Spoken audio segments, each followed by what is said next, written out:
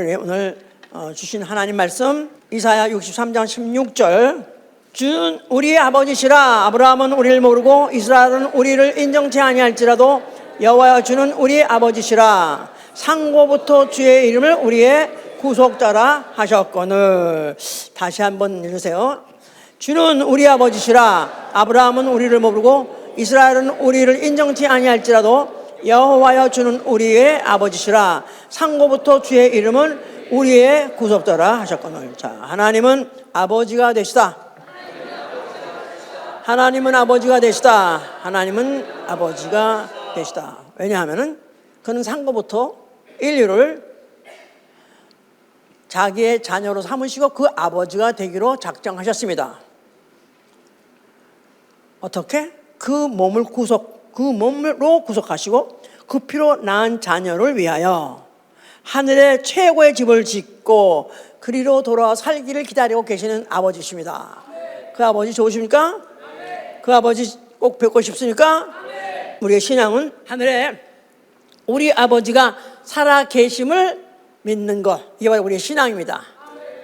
이런 사람의 신앙생활은 매 순간 매 분초 고난이 있든지 평탄하든지 아니면 기쁘든지 슬프든지 날씨가 좋든지 나쁘든지 상관없이 매일매일 아버지 집으로 돌아가는 생활. 그날 가는 게 아니라 매 순간 내 하루의 시간 분초가 그리로 가는 생활. 이게 바로 우리의 신앙생활입니다. 좋으십니까? 예, 비행기 타고 나면은 거기에 한참 이제 앉았다 잤다 하다 보면 어디인지도 모르죠 뭐. 그렇게 가고 있는 거야. 그것같이 우리의 감각을 육체로 느끼지 않는다 할지라도 우리 현재 가고 있는 것입니다. 어디로 가고 있어요? 하늘에 계신 우리 아버지 집으로 가는 거예요. 너무 옛날에 비행기 시간이 한국에서 20몇 시간이었어. 처음에는 20몇 시간이 너무너무 지겨워가지고 비행기 문 열고 뛰어내리려고 했어. 너무너무 길어가서. 그런데 뛰어내리는 없이 끝까지 아버지 집에 가는데 성공하시기 바랍니다. 예, 아버지. 자, 아버지 딱 하면 각각 사람마다 이미지가 있어요. 자기 아버지 상, 아버지 하면 딱 떠오르는 게 있어요. 그럴 때 아버지 하면 너무 좋고 너무 사랑스러워 너무 보고 싶고 그런 분 손 들어보세요 한번. 물론 돌아가셨으니까 이제 그렇지만은 살아 계셨을 때라도 그런 사람 많나? 그렇게 많지 않은 것 같아. 뭐 내가 그래서 그런지 모르지만은. 그런데 어머니는 좀 나아요. 그래도 어머니는. 네, 이렇게 아버지 하면 상이 있는데 사실은 이상하게 아버지에 대한 상이 좋은 사람 많지 않아요. 더구나 남자들은 더 하더라고. 남자들 아버지에 대한 어떤 질투인가? 하여튼 아니면은 불만, 불평, 원망 그런 것들이 많은데 그런가 봐. 그래서 아버지에서 한번 벌써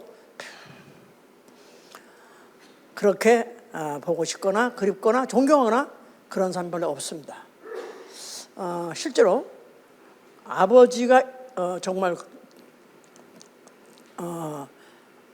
존경스럽고 또 사랑스럽고 또 그런 아버지를 갖고 그런 아버지 밑에서 자란 애들은 그들의 생활이 훨씬 모범적이고 또 평안하고 이런 감정의 기폭 그렇게 산다고 그래요. 근데 아버지에서 원망과 불평을 갖고 있는 사람들 거의 성격이 난폭하답니다. 그래서 미국의 재소자, 청소년 재소자 중에 70%가 fatherless, 아버지가 없는 사람들이에요. 없는 애들이래요. 결국 아버지의 사랑을 받지 못하고 아버지를 도저히 존경할 수가 없고 그 아버지를 자랑스럽지 못하다고 생각하면은 결국 이제 속으로 거된 그 원망과 불평 그러면서 그것이 결국 자기 인생에게 그렇게 나쁜 영향을 끼쳐서 결국 그 자신도 인생을 그렇게 행복하게 살지 못한 사람이 너무 많다고 그래요. 성경에서는 우리에게 하늘에 우리 아버지가 계심을 말하고 있습니다. 하늘에 계신 우리 아버지, 하늘에 계신 우리 아버지, 그 아버지는 상고부터 계신 분이라고 우리 성경 읽은 데서 그는 상고부터 주는 우리 아버지시라. 주는 상고부터 조금 여기 조금요 한국말이 조금 이게 해석이 조금 잘못됐어요.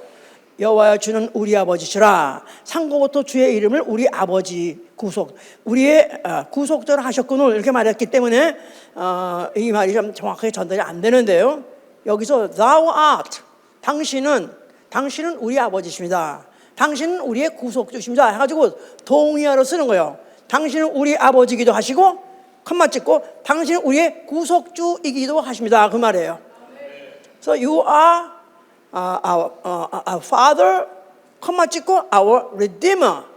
그러니까 우리 아버지는 나를 낳으신 아버지이기도 하시고 또 아버지는 나를 구속하신 아버지십니다. 그렇다면 아버지에 대한 개념이 달라질 거라고. 하늘에 계신 우리 아버지, 뭘 했어? 뭘 해줬어? 그게 아니라 당신은 나 대신 죽으신 아버지십니다. 이렇다면 아버지는 개념이 달라지는 거죠. 성경은 이거를 상고부터 정해놓고 상고부터 이미 그것을 계획해 놓으시고 그거를 진행하면서 기필코 이루시려 하는 그 노력은 성령이 또 오늘까지 하고 계시다는 것을 말하고 있어요. 그래서 하나님이 한 분이세요. 그런데 하나님을 이 삼위로 정하신 뜻은 하나님은 한 분이시다 믿으십니까? 네. 세 분 하나님 하면 이게 아니에요. 세 위격으로 나누어서 성부, 성자, 성신이 되시려고 하신 목적이 뭐냐면 하나님이 아버지로 해서 뜻을 이루기 위해서 하나님이 아버지로서의 뜻을 이루기 위해서 나아가서는 아버지로서의 역할을 이루기 위해서 삼위로 나눴다 그 말이에요. 그래서 성부, 성자, 성신. 그런데 당신은 우리 아버지십니다. 당신은 우리 성부십니다. 그런데 당신은 우리의 구속주기도 하십니다. 그 말은 성자가 인자로 오심으로 사람으로 오심으로써 구속하시는 일 하시는 그분이 바로 우리 아버지십니다. 그런 뜻이에요. 그러니까 여기 벌써 이미 이 성경 9절에서부터 하나님은 누구시냐? 우리 아버지기도 하시고 하나님 누구냐? 나 영혼을 지옥에서 건져주시는 불타는 우주에서 나를 건져주시는 아버지시다 전제하고 가는 것이다 이 말이에요. 아멘 할렐루야. 어떻게? 뭘로? 인자가 아버지, 성부, 성자, 성신, 성자가 인자되므로 그가 십자가에서 죽으시면서 피 흘리신 그 피로 난 자녀들을 구속해서 하나님 아버지 집으로 데려가서 영원히 살려는 뜻이 이미 상고부터 정해 주셨다 그 말이죠. 좋습니까? 아멘. 그러니까 마태복음 7장 9절 11절에 아버지에 대한 개념, 네 아버지가 어떻든 간에 아버지는 원래 어떻게 되는 건지 알아? 아들이 떡을 달랄 때 돌을 줄 자가 어디 있으며 생선을 달랄 때 뱀을 줄 자가 어디 있느냐.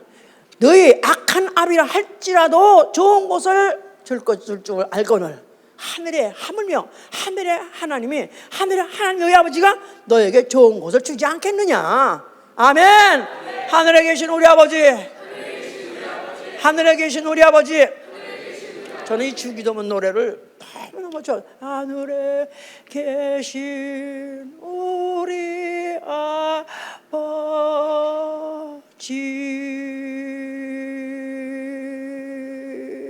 메아리가 쳐서 쳐가지고 하늘까지 그 아버지 앞에 들리도록.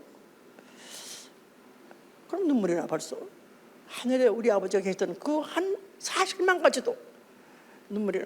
본 적도 없고 그 목소리를 직접 들어본 적도 없고 만져본 적도 없는데도 벌써 이미 내가 하늘에 계신 아버지가 계시던 사실, 성령이 이미 믿게 해주셨기 때문에 그 피가 내에서 자녀가 되었기 때문에 그것이 그렇게 애절하고 그렇게 메아리를 칠 정도로 그렇게 그립습니다.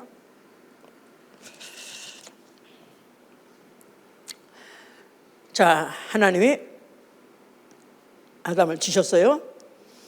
아담으로 하여금 정말 천당부럽지 아니하는 그런 장소 분위기를 만들어 주었습니다. 그런데 네가 동산 안에 있는 모든 것은 다 누려라. 마음대로 먹고 마음대로 해라. 그러나 동산 중앙에 있는 선악을 알게 하는 열매는 먹지 마라. 금령을 내렸습니다.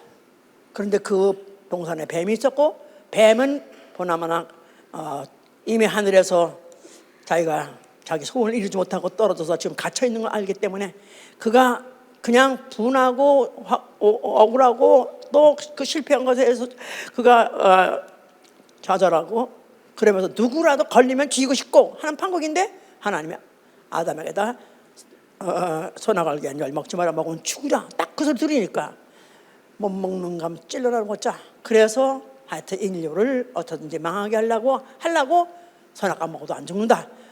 먹으면 네가 하나님 될까 막 그래. 그래서 인류를 꿰고 그 인류는 그 아담과 하와는 알고 그 소리에 속아가지고 선악과를 먹었습니다.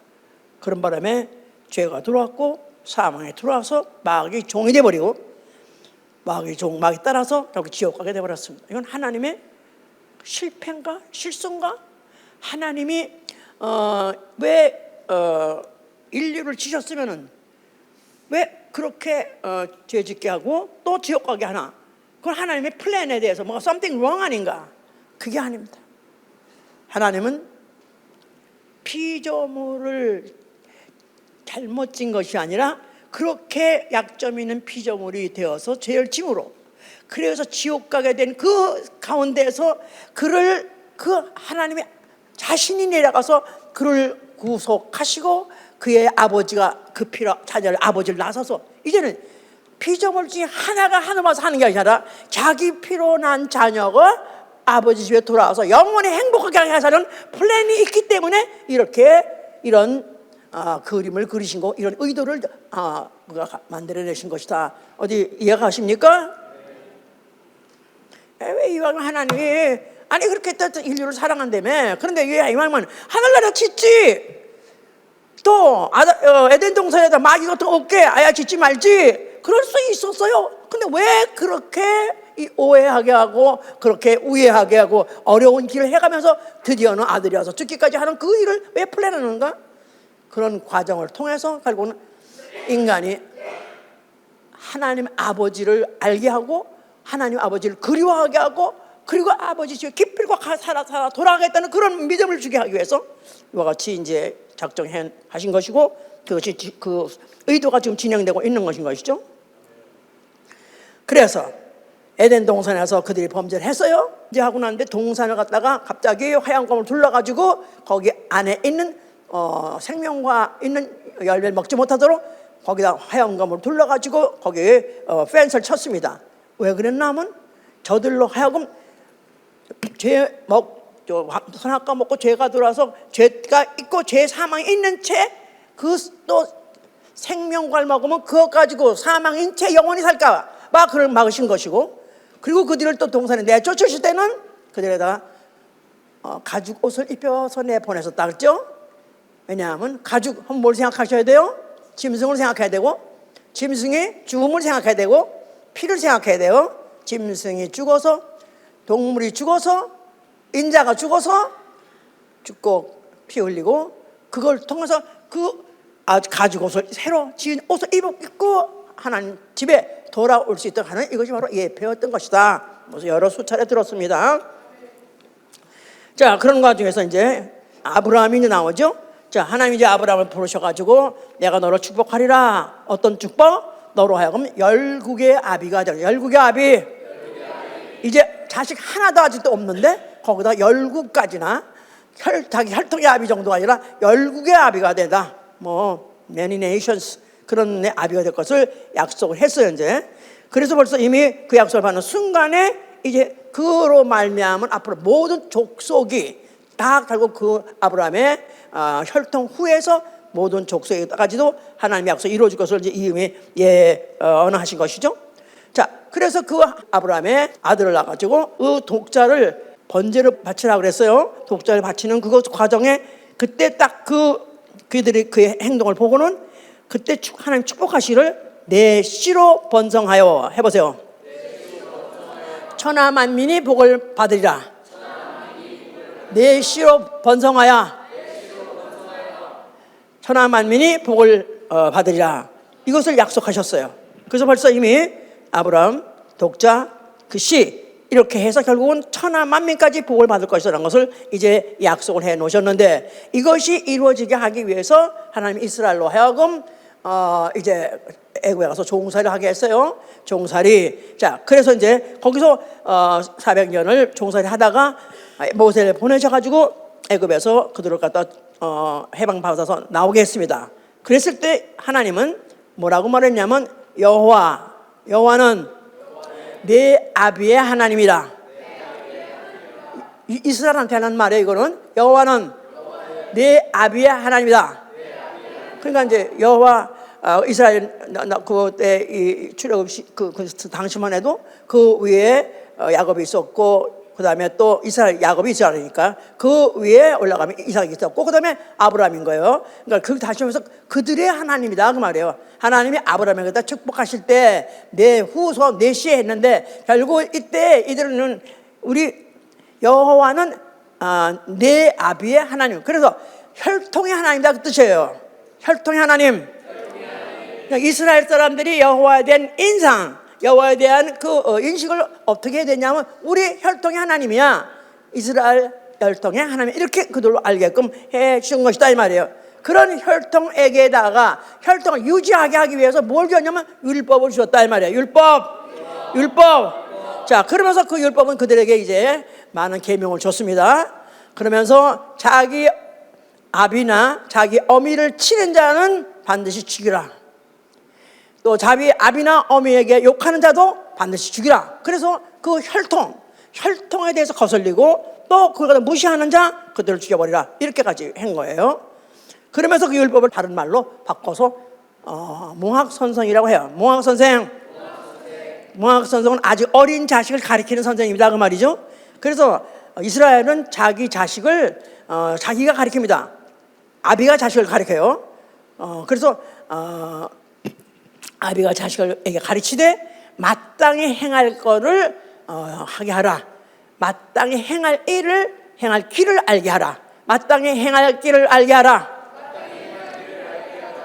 잠언서 22장 6절. 예, 그래서 마땅히 행할 길을 하게 했습니다. 그러면서 그들이 교육할 때 어떻게 했냐면 자식을 징계하라. 징계를 싫어하는 자는 짐승이라. 징계하기를 싫어하는 자는 짐승이라. 짐승이라는 거야. 자식을 사랑하는 자는 아주 근실히 진실로, 정말 진실한 마음으로 징계하라는 거예요. 그래서 자식을 의하게 기르면, 옛날에 한국도 그래서 의하게 기르면 자식 망친다고, 그러니까 아주 엄하게 길러야 된다고, 어릴 때부터 엄하게 길러야 된다고. 저는 우리 동생이 둘 다 이렇게 못났고 못된 짓을 하는데, 그것을 우리 엄마가 좀 어떻게 하면 좀 잘 가르쳐가지고 저렇게 못난 짓 못하나 늘 이제 못마땅했어요. 그런데 이제 우리 엄마가 어쩌다 한 번은 또 두드려 팼는데 그 다음에 또 다른 데 내버려 두는 거야. 왜 그렇게 하냐고. 또 거기 자식들이 또 나가가지고 또 무슨 하고 치고 나면 그것도 돈 또 어디서 또 얻어가지고 가가지고 또 그냥 우리 언니한테 야단 맞아가면서 웃는 거지 이제. 그래가지고 또 가가지고 자식을 빼오고. 그러니까 왜 이런 짓을 밤낮 하냐고. 내쫓으라고. 밤낮 우리 딸 둘 우리 막 같이 엄마를 내쫓았네. 예, 너도 어떻게 이렇게 니들 그렇게 그런 말을 하니. 니들 자식이 안 나와서 그렇지 어떻게 자식을 내쫓으니? 아니 왜 모재능장하고 그 자식들이 말로 안 듣고 매로 안 들으면 내쫓아야지. 그래서 나는 이제 우리 어머니, 나는 뭐든지 우리 엄마 하는 식으로는 안 하리라. 내 평생 우리 엄마가 이렇게 하면 나는 이렇게 해야지, 우리 엄마가 저렇게 하면 나는 저렇게 해야지. 그래서 항상 반대로 하려고 마음을 먹었었어요. 그래서 우리 애들이 딸 이제 둘 다가 저리 안 돼. 아직 애들 착하고 뭐 별로 나쁜 짓 한 것도 없는데도 내가 우리 엄마한테 회초리를 좀 만들어 오라. 근데 회초리라는 게 옛날에는 쌀이고 비고 그런 걸로 했었는데 그런 게 없잖아요. 우리 엄마가 사각게장 있잖아요. 사각게장을 다 뻐겨가지고 분해해가지고 거기 가시 있는 걸 다 칼로 긁어가지고 아주 매끄러져서 이렇게 사각형으로 해가지고 이거 한 번 올 때마다 10개씩 가져오면 세트로. 근데 그걸 어디다가 올려놓냐면 냉장고에다 올려놔. 보여, 이렇게 애들 보게. 그래가지고 이제 애들 잘못하게 뭐가 있겠어. 이제 국민에게 1학년 다니는 애들이 뭐가 있겠어. 그런데 그래도 뭐 조금이라도 나쁜 짓 하고 못된 짓 할 것 같으면 벌써 저걸 딱 꺼내가지고 딱딱 식탁을 탁탁 치는 거야. 근데 이제 그게 그래도 사각개짝이요. 그래도 소리는 크게 나는데 아픈 건 좀 그렇게 많이 아프지가 않고 꺾어져 그게. 그래서 딱딱 하면 그게 꺾어져. 그러니까 그거 보고 더 놀래고. 지금 생각해봐도 꼭 그래야 될 필요가 있었나? 근데요, 옛날에는 다 그랬어요. 옛날에 다 그랬다고. 요새 자식들을 못 기르고 있는 거야. 우리만 그런 게 아니라 유대인들이 성경에 나왔죠. 징계하라, 때렸대, 몽둥이라. 이 사람들은 가죽 채찍으로 때렸대. 가죽으로 자식들을 그렇게 때렸대. 성경은 이렇게 자식을 사랑하는 자는 오히려 징계를 하는 자, 사랑하지 않는 자는 아예 자식을 기를 자격이 없다. 미국은 자식을 많이 때렸다 하면 자식을 뺏어가서 기를 자격이 없어. 근데 완전히 이게 뒤집어졌어. 이런 바람에 이 나라가 이렇게 점점 범죄율이 많고 점점 많은 자식들이 많이 나온다 이거야. 하여튼 성경은 구약에서 그렇게까지 하면서 가서 자식을 가르치라고 해야, 그게 왜 그렇게 가르쳤냐면은 그것이 여호와가 너를 징계한다는 사실을 잊지 말라는 거예요. 여호와께서 네가 범죄하면 너를 반드시 징계하리라. 이거를 생각나게 하려고 이렇게 이걸 가르쳤다는 거예요. 가정에게다가 개인에게다 징계한 이유는 혹시 범하면은 하나님 너 나가 널 가만히 내버려 두지 않을 뿐만 아니라 하나님 너를 징계하시오. 이거를 가르치려고 하셨다는 거예요. 그거 보면 역시 유대인들, 이스라엘 사람들은 모든 교육의 중심에 하나님이 계셨던 것이고 패망하는 자식들이 나오지 않도록 그렇게 가르치게 하셨다 그 말이에요. 자, 그런데 그 중에서 다윗의 얘기, 다윗의 아들, 유명한 아들이 있어요. 누구죠? 페류나. 진짜 이 새끼 정말 망할 새끼네. 이거 누구죠? 페류나? 압살롬이에요. 압살롬은 아주 잘생기고 뭐 등치도 아주 좋고 머리도 숱이 얼마나 많은지 그야말로 저를 보기에도 저런데 이게 이제 하다 보니까 사람들이 막 칭찬하고 또 그가 또 인기가 많고 하다 보니까 우리 아버지 너무 오래 살아. 내가 좀 했으면 좋겠는데 이러면서 그 권저 찬탈할 말 먹고 권저를 찬탈할 말 먹었단 말은 왕을 죽여서라도 자기가 왕 되기 싶다 그런 마음을 먹을 정도로 그렇게 그 나쁜 놈이 돼버렸고, 또 그뿐이 아니라 어느 정도로까지 아버지 망신을 줬냐 하면은 그 아버지의 첩이 많잖아요. 처가 있고 첩이 있다고요. 근데 그 첩들을 무슨 거기도 옥상 같은 게 있는 모양이야. 옥상 같은데 그 벌금 대낮에 거기 옥상에서 그 첩들을 갖다 겁탈을 했다고 다. 그러니까 이것이 그야말로 아버지 얼굴에 똥을 쳐서 그렇게 망신 줄 수 없어서 정말 부끄럽고 이루 말할 수 없는 거죠. 자기 권좌를 찬탄하려고 자기 목숨을 노리는 놈이요. 거기다 자기의 첩들이죠. 그것들을 다 겁탈을 다 해버리는 것이었으니 이게 얼마나 부끄럽겠어요. 그러니까 다윗에게 정말 하나 부끄러움이 있고 정말 약점이 있다면 정말 나쁜 놈, 아주 폐륜의 자식을 데리고 있었다고요. 자, 그랬는데 그 놈이 어쨌든 간에 그렇게 모반하는 것이 이제 막 드러나고 하니까 그 결국은 이제 그것을 그 다윗의 군대들이 죽이려고 추격전을 벌였어요. 그러다가 결국은 그거야 머리 숱이 하도 많아가지고 나무에 걸려가지고는 대롱대롱 하는 바람에 잡혔어. 그래서 결국 이제 결국에 죽이게 됐다고요. 그래서 이제 죽었다는 소식을 그 아버지한테 와서 전하는 거야. 왕시여 아주 아주 기쁜 소식이 있습니다. 무슨 소식이래? 근데 벌써 탁 아비는 느꼈어요. 직감전 느꼈어. 소년 압살롬은 잘 있냐? 예, 앞으로도 다윗 왕을 만약에 모반하는 자가 있다면 그놈같이 되길 원합니다. 죽었단 말이야. 그래서 결국은 그가 죽었다는 소식을 듣고 난 다음에 그가 얼마나 울었는지 오히려 소식을 전했던 군인들이 부끄러워할 정도로 그가 자기 자식 죽은 것을 그렇게 슬퍼했다고 그러죠. 그러면서 압살롬아 내가 너 대신 죽었으면 좋았을걸. 내가 차라리 죽어 있어야 되는데 왜 네가 죽었냐. 차라리 내가 죽었을걸 해가면서 그렇게 많이 울었다고 그래요. 참 하여튼 여기 인간의 비극이 있는 거죠. 자기를 죽이려고 해도 또 자기의 그렇게 망신을 줘도 그래도 자식이 죽었다는데 그렇게 슬퍼하더라. 이게 바로 아버지의 심정이고 이거는 아예 하나님이 인류에게 준 심정이죠. 그래서 이제 참 불쌍하게 그런 얘기가 있었는데, 자 이제 예수 시대가 됐어요. 예수가 이제 성전 앞에 나타나셨어요. 하시면서 이 성전을 어떻게 하라? 너희가 할면은 내가 일으키리라. 너희가 할면은 내가 사흘 만에 일으키리라. 헐라는 성전은 여호와 이름이 있는 성전이요, 또 그 여호와는 이스라엘의 하나님. 무슨 하나님? 이스라엘의 육체 하나님, 또 이스라엘 혈통의 하나님. 혈통의 하나님. 혈통의 하나님. 예, 그러니까 그들은 아브라함과 이삭과 야곱과 그 혈통 아주 성별된 그 혈통. 그리고 그 여기는 이거는 바로 하나님은 우리 혈통의 하나님이야. 바른 민족, 바른 쌍것들의 하나님 아니야. 오로지 우리 혈통의 하나님이야. 이렇게 생각하는 그거 바로 어떻게? 율법을 지킴으로 인해서, 율법을 계속 지키면서 그것을 유지할 수 있는 거죠.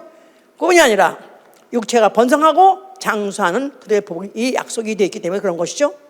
자, 그런데 예수께서는 이 성전을 헐어버려라. 이제 내가 사흘 만에 일으킬 때이니 그 일으킬 성전은 성전된 자기 육체. 성전된 자기 육체. 성전된 자기 육체. 성전이 헐었다가 일으키는 것을 성전된 자기 육체가 죽었다가 사흘 만에 일어나는 이 사실과 비유해서 말씀한 거죠.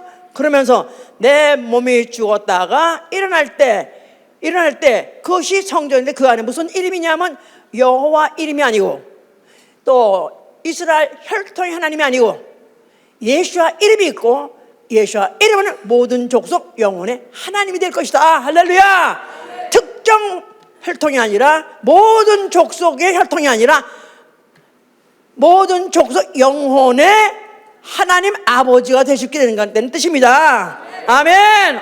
어떻게? 그 자신이 진리가 되셔가서 스스로 행하시고 또 진리를 믿는 자에게 영혼에게다가 생명을 주시고 영생을 약속하시되 어디 가서 영생? 아버지 집에 가서 영생. 할렐루야.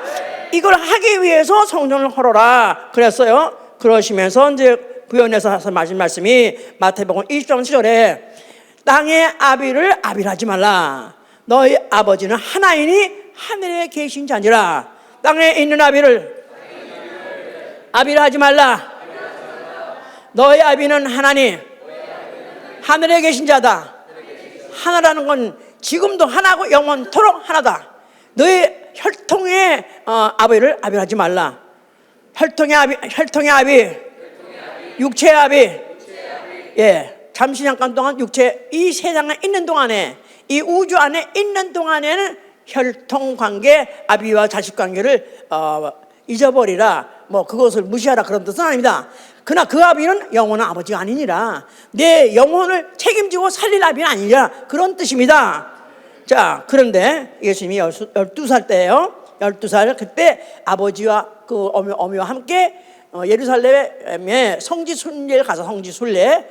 그리고 거기서 한참 하다 보니까 애가 없는 거야. 그런데 이 아이가 어디가 있냐 하면서 찾으면서 그 부모가 사흘을 헤맸어요. 예루살렘 근방을 사흘을 헤맸어. 그 아들 찾으려고. 그러다 보니까 애가 아직도 예루살렘에 있는 거야. 아니, 야, 너 어디 여기 있었냐? 아니, 어떻게 여기 있었냐? 뭐 했냐? 어떻게 우리한테 이럴 수가 있느냐? 아니, 어떻게 아비를 버리고 어디 돌아다니다가 그냥. 근데 예루살렘에 그 성전에 그가 있으면서 하신 말이 뭐라고 했죠? 생각나시는 분? 내가 내 아버지 집이 있어야 될 줄을 모르셨나이까? 내가 내 아버지 집에 있어야 될 것을 모르셨나이까? 그럴 때 누가 찌끄맸겠어? 마리아는 알잖아요. 마리아는 예수가 어떻게 된 거를 누구보다 잘 알잖아요. 그런데 어째서 당신은 그걸 잊어버렸나이까? 그런 뜻이죠. 나는 당신의 육체로 타고 나왔지만, 혈육을 타고 나왔지만 나는 당신 혈육과 관계가 없습니다. 내 아버지는 하늘에 계신 아버지시고 이 땅에 있는 집이 바로 성전인데, 아버지의 집이 성전이니까 내가 거기에 있는 것이 당연한 거 아닙니까? 와우, 12살이라는데 얼마나 똑똑하신지 그렇게 말씀하셨던 것이 참 하여튼 보통 분이 아닌 거죠. 그때부터도 벌써 이미. 그러면서 그가 이제 제자들을 불렀어요. 제자들 부르시면서 하신 말씀이 작은 무리요. 작은 건 한 12명 되니까 조금 많지 않은 군중이 아니죠. 작은 무리요.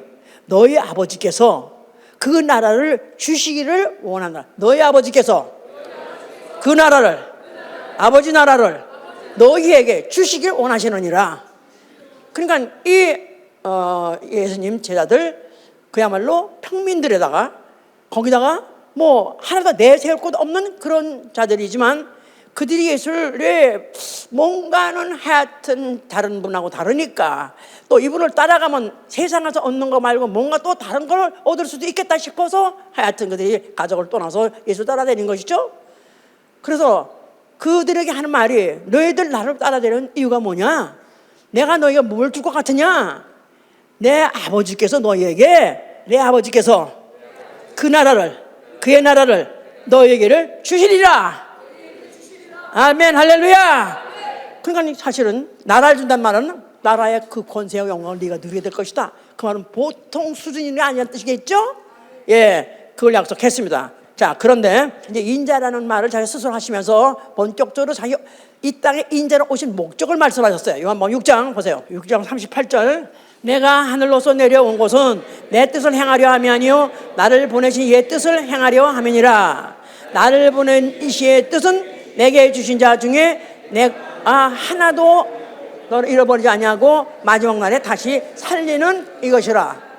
내 아버지의 뜻은 아들을 보고 믿는 자에게 영생을 얻는 것이니 마지막 날에 내가 다시 살리라. 다시 한번 읽으세요. 내가 하늘로서 내려온 것은 내 뜻을 행하려 함이 아니요 나를 보내신 이의 뜻을 행하려 함이니라. 나를 보내신 이의 뜻은 내게 주신 자 중에 하나도 잃어버리지 않냐고 마지막 날에 다시 살리는 이것이니라. 내 아버지의 뜻은 아들을 보고 믿는 자마다 영생을 얻는 이것이니 마지막 날에 내가 다시 살리리라. 저는 이 구절을 은혜 받자마자 괜히 이게 탁 꽂혀가지고 그리고는 그 후에 기도하기 시작했을 때부터 오늘날까지 하루도 이를 기도하지 않은 날이 없습니다.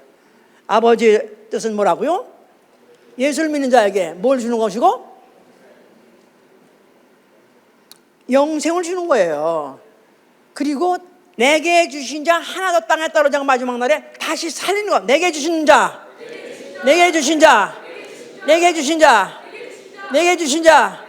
한 사람도 예외 없이 다 살리리라.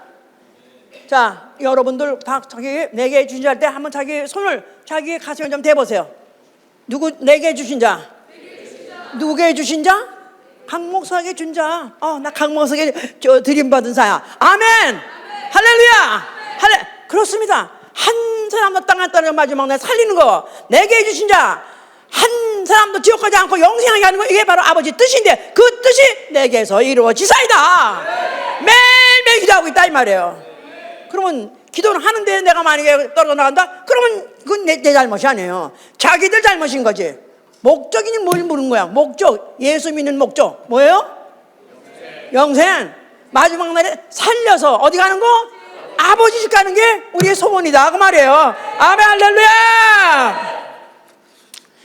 이렇게 이제 말하심으로 인해서 결국은 이제 그 당시에 그런 종교 지도자들하고 충돌하시고 결국은 그들의 혈통의 하나님 또 율법을 지켜야 된다는 그것을 막 예수가 어기는 것 같이 모든 이방인들도 다 회개하고 믿으면 된다는 거 말하니까 완전히 자기의 법을 다 망가뜨리고 무너뜨리니까 예수를 결국 죽여서 없애야 되겠다 해서 결국은 예수는 예수에 대해 죽일 마음이 있었는데다가 또 제자 중 하나가 예수를 3년이나 따라다녔어도 왜 따라다니는지 모르고 따라다니다가 결국 때가 되니까 예수를 배신하고 결국 예수를 팔아서 죽음에 넘겨줬습니다.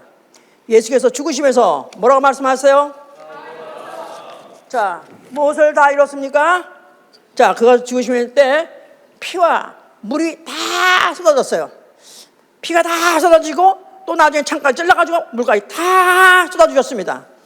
그 몸에 있던 것을 하나도 남기지 않고 다 쏟아서 흘려냈어요 이제. 자, 그러시면서 그것이 왜 그렇게 됐었냐면 계명대로 아버지 계명대로 죽으시고 자기 안에 육체 안에 있는 생명을 다 쏟아내시고 그가 죽으심으로 아버지 집으로 돌아가게 됐다 그 말이에요.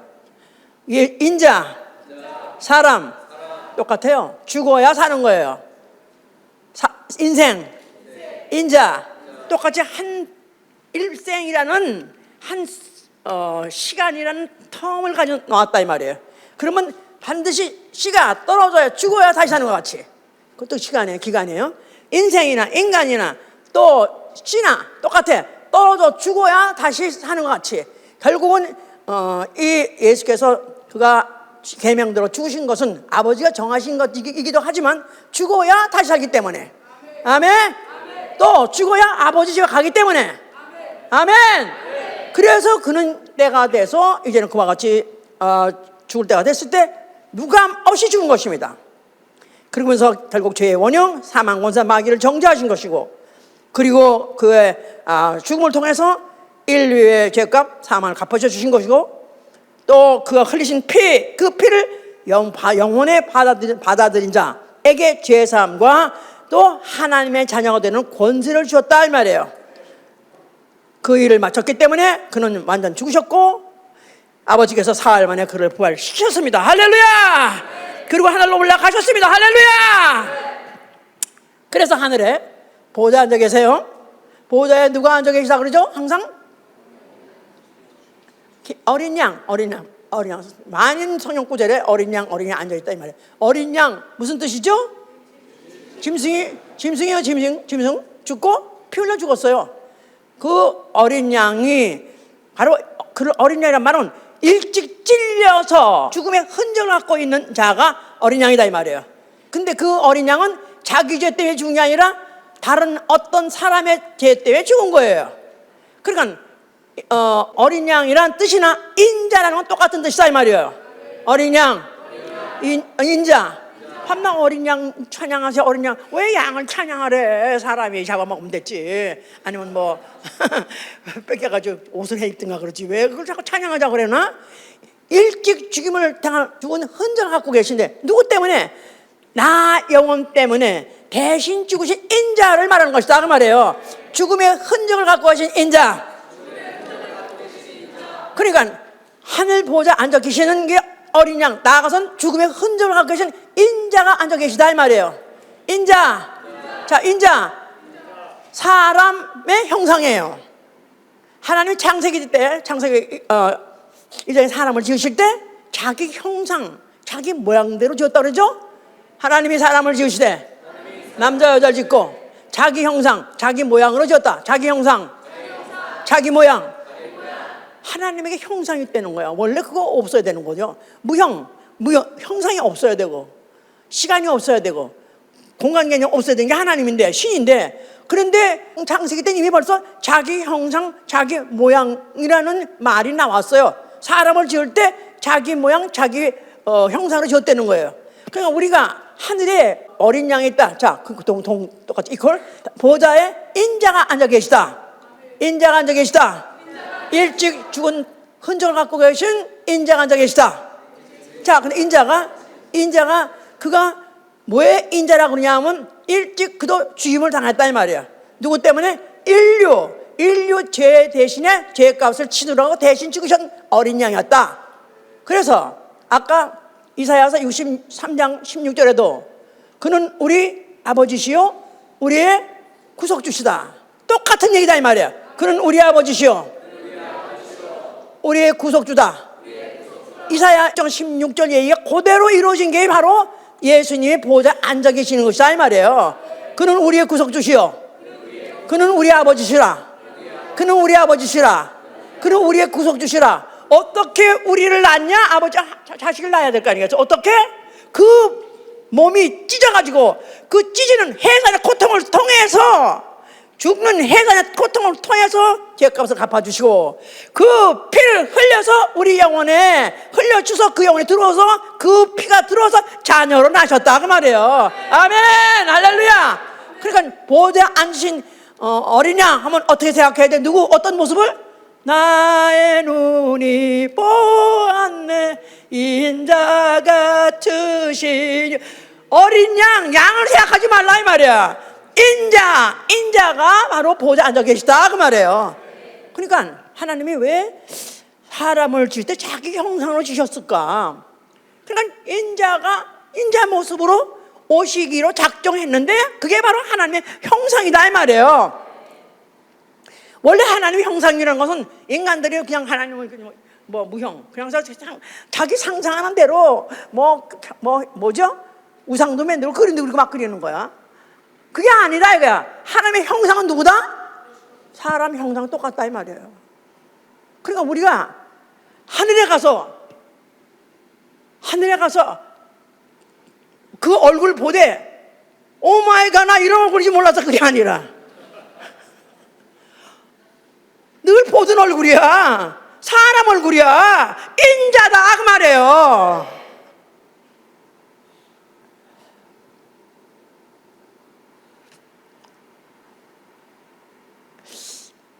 하나님이 사람을 칠 때부터 자기 형상이 인간을 전제하지 않았으면은 그 형상을 보여줄 필요도 없고 나타낼 필요도 없어요.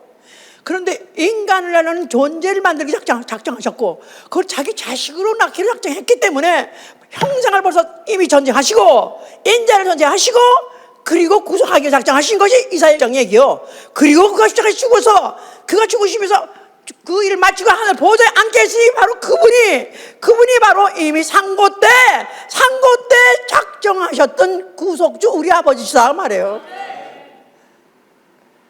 그래 그분에게 무슨 흉터가 있어야 되겠죠? 우리 아버지한테는 흉터가 있어요. 우리하고 똑같은 형상으로 생겼는데 그에게는 흉터가 있어요. 무슨 흉터죠? 모세에 박혔던 흔적, 창에 찔렸던 흔적을 갖고 계신 그 사람 같은 형상을 다 갖고 있는데 하늘에 가도 다 부활하는 사람이 다 하는 사람 형상입니다. 그런데 그런 중에 딱 한 분 흉터가 있는 인자가 있으니 바로 그가 바로 우리의 아버지신 거예요.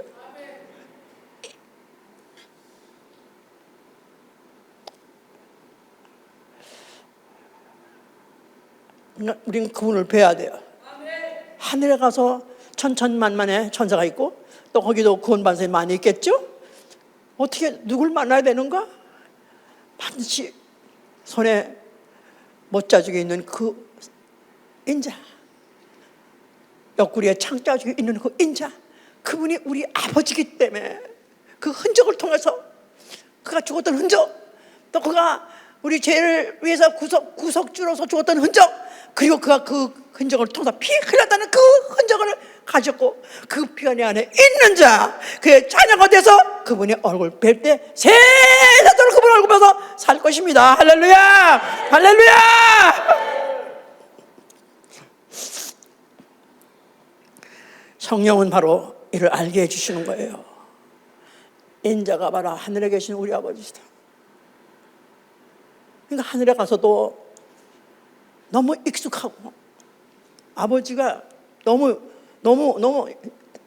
생소한 게 아니라 늘 아버지 익숙하잖아요. 그와 같이 처음 뵀더라도 전혀 처음 뵌 것 같지 않게, 처음 뵀다 할지라도 처음 만난 것 같지 않게, 아니면 오래 떨어져 있다가 그리워서 아주 얼싸안고 그냥 그 안기고 앉는다 할지라도 전혀 이상하지 않은 그런 아버지로 만날 것이고 기다리고 계시다 그 말이에요. 이제부터는 하늘에 계신 우리 아버지, 인간의 형상을 똑같이 가지시고 그 몸에 흉터를 갖고 있는 우리 아버지, 나는 기필코 가서 뵈리라. 성령은 매일 우리로 하여금 잊지 않게 하시고 그 아버지를 집에 기필코 가려는 이 결심을 어떤 유혹이든지 어떤 환난이 어떤 고난이 딸지라도 포기하지 않게 하시고 기필코 이루게 하신 분이다 그 말이에요. 아멘. 히브리서 4장 15절 16절에 보면은 그는 한결같이 시험을 받았을 때, 한결같이 그는 우리와 똑같이 시험을 받았다는 거예요. 육체가 있기 때문에 육체의 연약함을 체험하지 아니하신 자가 아니라, 육체의 약점을 경험하지 않은 분이 아니라 한결같이 똑같이 체험했다는 거예요.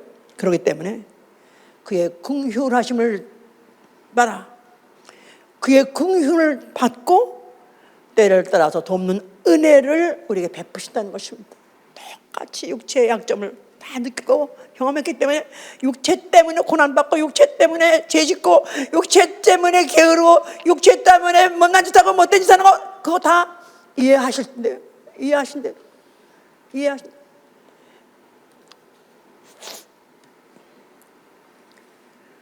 그래서 그 인자, 그 아버지 이해하시기 때문에 우리는 어느 때라도 그 아버지 앞에 나가거나 아버지가 돌아가는 것을 두려워하지 않고 어떻든지 아버지 앞에 돌아가려고 때마다 시마다 그를 생각하고 또 그를 하나의 위로로 생각하고 사는 것이죠. 자, 그 성경에 보면 이제 그 아버지와 그 아들 관계에 대해서 기록하고 있는 데가 있습니다.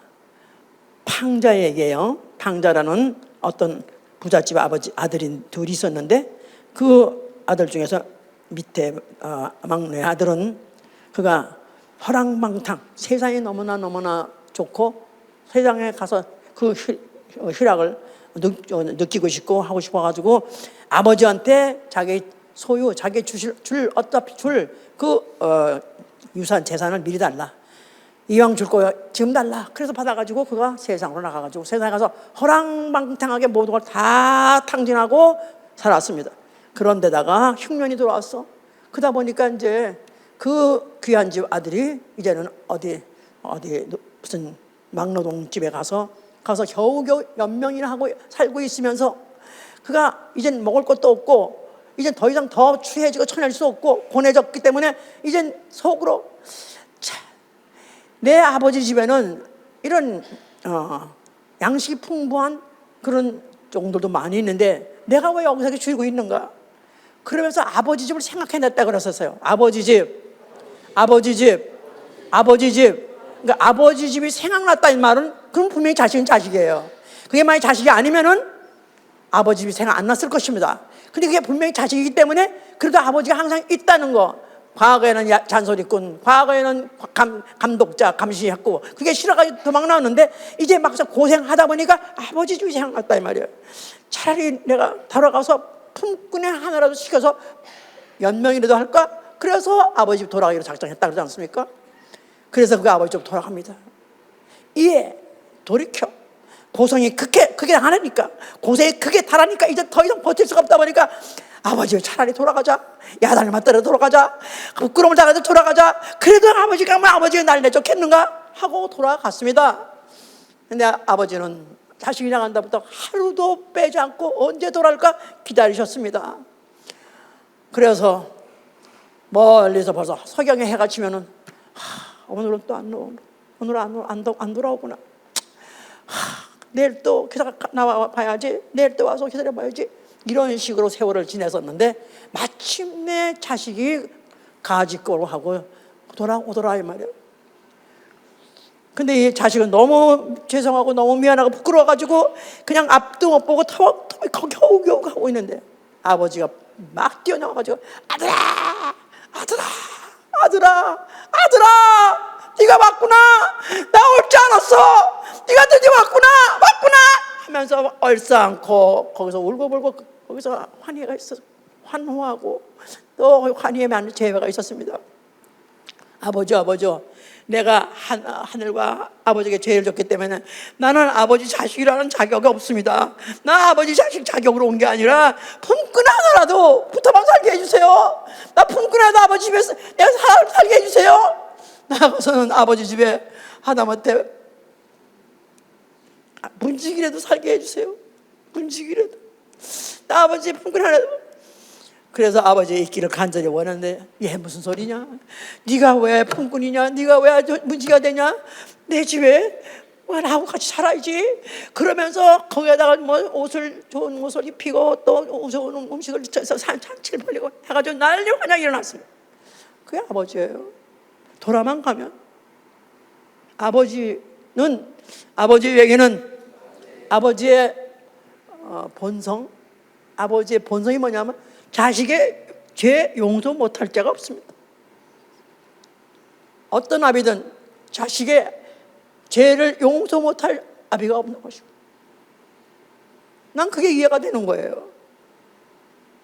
나는 옛날에 우리 어머니를 한번 동생 내쫓으라 그랬는데, 또 우리 교회 집사님들보다 그건 내쫓아게 그렇게 말하는데, 그럼 내쫓아 그랬는데 그게 안 쫓아지는 거야.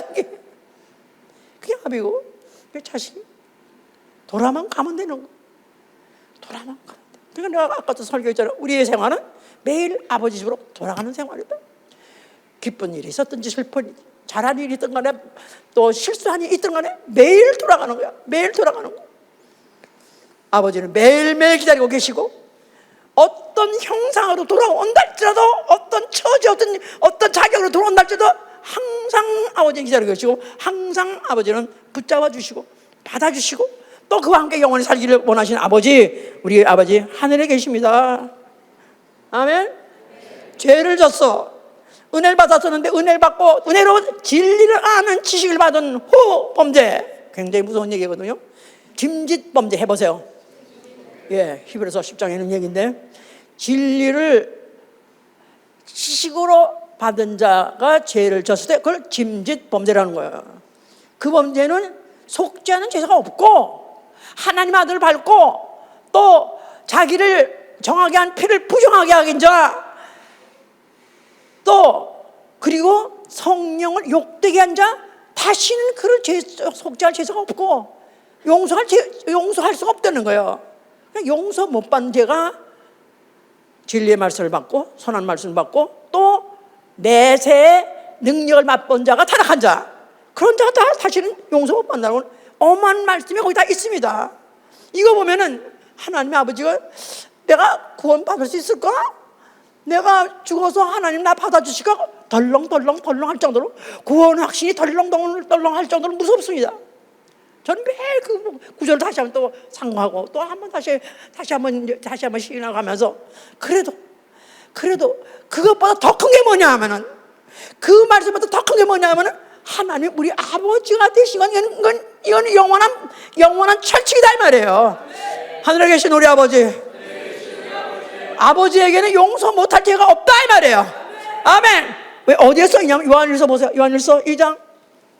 바빠놓고 뭐 아멘 하지 말고 요한일서 2장에 보시면 2장 1절 보시면 말이요. 요한일서 2장 1절. 나의 자녀들아, 내가 이것을 너에게 쓰면 너희로 죄를 범치 않게 하려 함이라.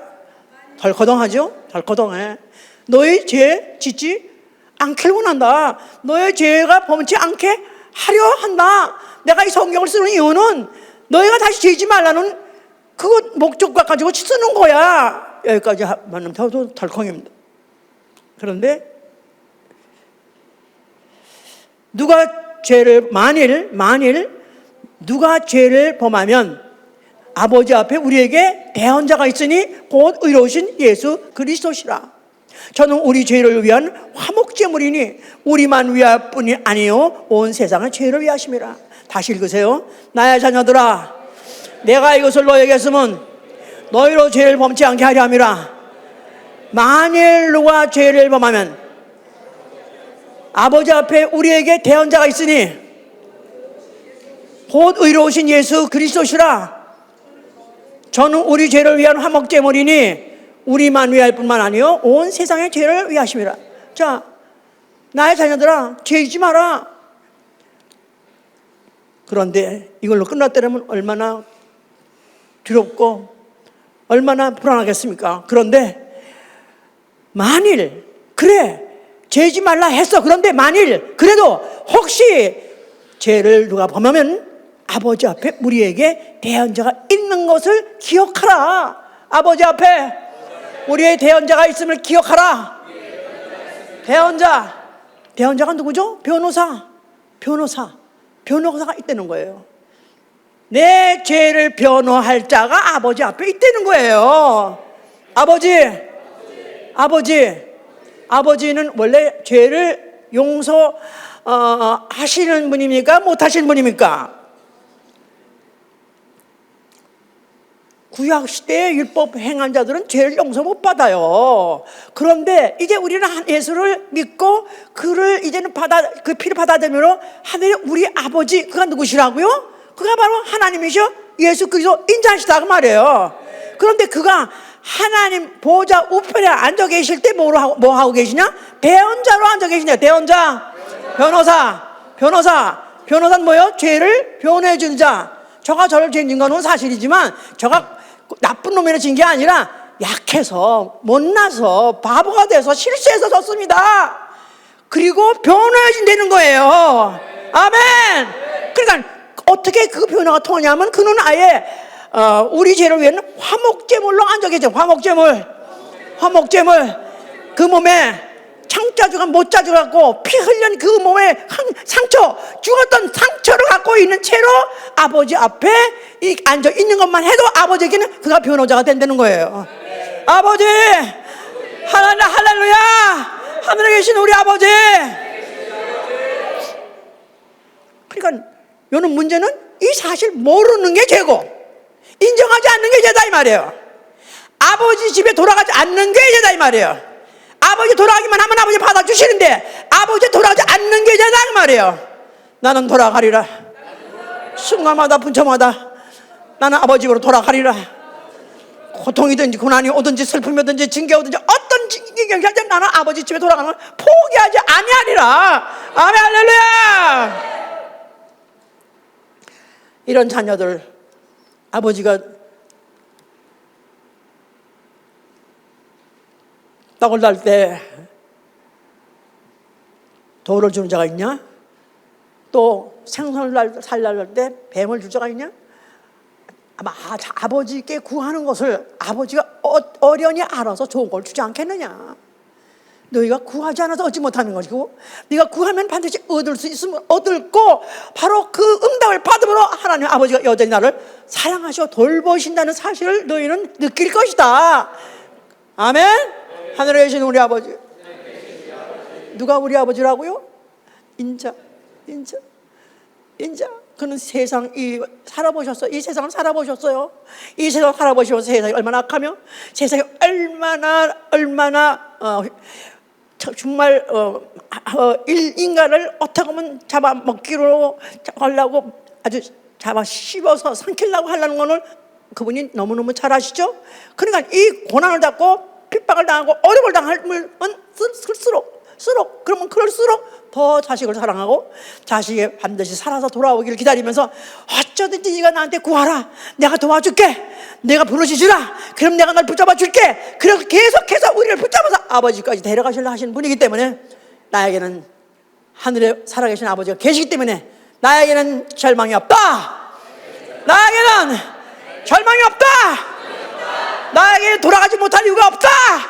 나는 돌아가리라 하시면서 우리는 기필고 살아서 아버지 집에 돌아가신 여러분 되시기를 예수님으로 축원합니다. 만약에 이런 뜻을 안 알고 이미 그 뜻이에서 확실히 깨달은 자가 있다면 나만 이거 알죠. 나만을 위한 화목제물이 아니라 세상을 위한 화목제를 했으니까 이제부터 아버지를 더 기쁘게 해드리기 위해서는 아버지 기뻐하는 선물을 가져가기 위해서 영혼 구원하는 것이다 이 말이에요. 한 영혼도 내게 준 자를 마지막 날에 살리는 것이 아버지 뜻이니 내게 준 영혼 한 영혼도 포기하지 않게 해주시옵소서. 내게 영혼은 반드시 살려서 데리고 아버지로 가게 하여 주시옵소서. 기도합니다.